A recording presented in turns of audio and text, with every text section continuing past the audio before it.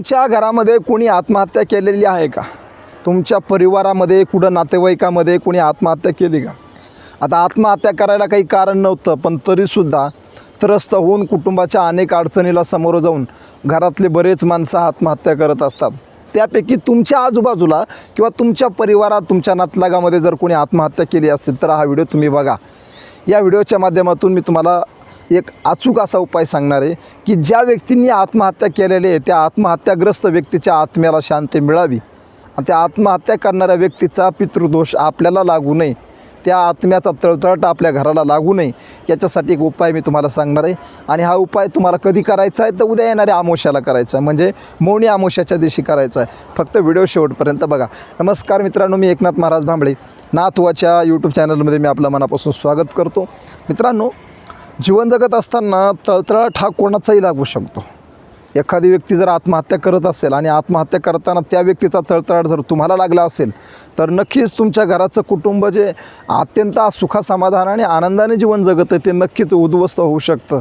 तुमच्या घराला अनेक प्रकारच्या अडचणीला समोर जावं लागतं. तुमच्या घरातली माणसं यशस्वी होत नाहीत. दुःख संकट तुमच्या मागोमाग येत असतात. तुमच्या घरातलीमध्ये जराशाला तंटे, वादविवाद, पैशाची कमतरता भासणे, अनेक प्रकारची भांडणं तुमच्या घरात होतात.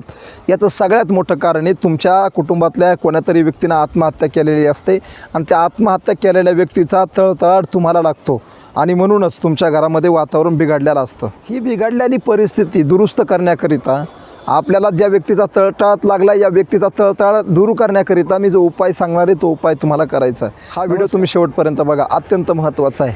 तर आपल्या घरातला जो तळतळाट लागलेला आहे, जो मृत आत्मा झालेला आहे, त्या मृत आत्म्याचा तळतळाट जर आपल्याला दूर करायचा असेल तर आपल्याला हा उपाय खास आहे. मौनी अमावस्या म्हणजे जी दर्शा अमावस्या माघ महिन्यातली अमावस्या आहे 9 फेब्रुवारीला, या अमावस्याच्या दिवशी आपल्याला सकाळी लवकर उठायचं आहे आणि सकाळी लवकर उठून आपल्याला हा उपाय करायचा आहे. तर हा उपाय आपल्याला साधारणतः अमावस्याच्या दिवशीच करायचा आहे. त्याच्यामुळे आपण सकाळी 9 तारखेला 9-10च्या दरम्यान हा उपाय करू शकता. अमावस्याच्या कालखंडामध्ये कधीही करू शकता. सकाळी उठल्यावरती आपल्याला आपल्या तुळशीच्या वृंदावनापाशी मातीच्या दिव्यामध्ये मोहरीचं तेल टाकून आपल्याला दिवा लावायचा आहे आणि हा दिवा लावून हा दिवा आपल्या उजव्या हातात घ्यायचा आणि ईशान्य दिशेकडे तोंड करून, ईशान्य दिशा कोणती असते? पूर्व आणि उत्तर दिशेच्या मधात जी दिशा असते ते ईशान्य दिशा असते. या ईशान्य दिशेकडे आपल्याला उजव्या हातात दिवा घेऊन आपल्याला त्या तुळशी ईशान्य दिशेकडे बघून संकल्प करायचा की ओम नमो भगवते वासुदेवाय हा मंत्राचा जप करून संकल्प करायचा आहे की हे ईश्वरा, ज्या व्यक्तीचा तळतळाट माझ्या घराला लागला असेल त्या घरातला व्यक्तीचा तळतळाट माझा कायमचा नाहीसा होऊ दे आणि त्या व्यक्तीच्या मृत आत्म्याला शांती लाभू दे, त्याच्यासाठी मी तुला प्रार्थना करतो. असं म्हणून तो दिवा आपण हातामध्ये घेऊन तुळशीला 108 वेळा प्रदक्षिणा करायच्यात.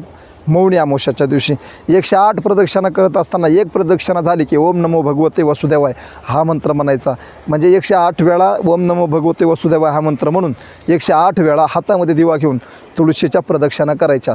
लक्षात ठेवा, दिवा विजला नाही पाहिजे, ही तुम्ही जबाबदारी मात्र करा. हा अगदी सोपा उपाय आणि हा उपाय जर तुम्ही केला तर हा अचूक रामबाण उपाय तुमच्या घरातला जो व्यक्तीचा मृत आत्म्याचा जो तळतळाट लागलेला असतो तो तळतळाट कायमचा दूर करेल आणि तुमचं कुटुंब सुखी आणि आनंदी जीवन जगू लागेल. रामकृष्ण हरी.